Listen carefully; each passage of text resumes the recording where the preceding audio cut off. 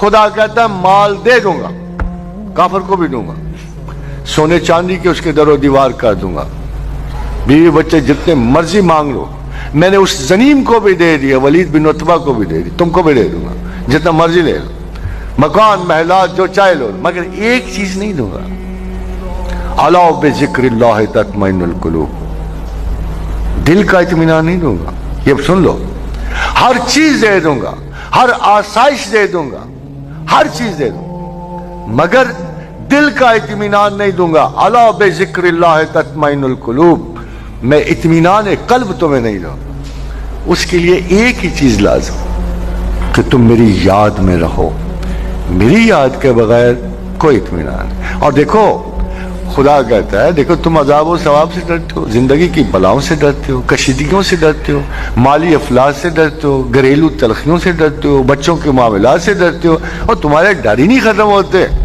اگر میں سارے جہان کی دولت دے دوں نا تمہیں، وَلَوْ أَنفَقْتَ مَا فِي الْأَرْضِ جَمِيعًا، ساری زمین کا مال خرچ کر، دو دلوں میں تم محبت تو ڈال نہیں سکتے ہو، یعنی محبت بھی اللہ ڈالتا،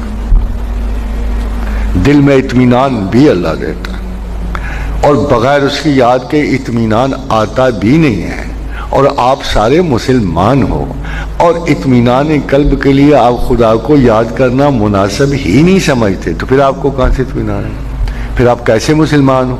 آپ کے اعتبارات کیسے ہیں؟ کیا خدا کے خلاف جانا ہے اعتبار مذہب؟ کیا یہ اعتبار کی بات ہے جب میں آپ سے یہ کہوں کہ یار قرآن یہ کہہ رہا ہے، اللہ یہ کہہ رہا ہے کہ بغیر میری یاد کے تمہیں اطمینان قلب نصیب نہیں ہے، تو آپ کہاں ڈھونڈنے جا رہے ہو اطمینان قلب؟ خدا کہہ رہا ہے فَإِنَّ الْعِزَّةَ لِلَّهِ جَمِيعًا، تمام عزت میرے پاس ہے۔ آپ کس سے ڈھونڈنے جا رہے ہو؟ آپ کس سے کیا کیا چیز ڈھونڈنے جا رہے ہو؟ آپ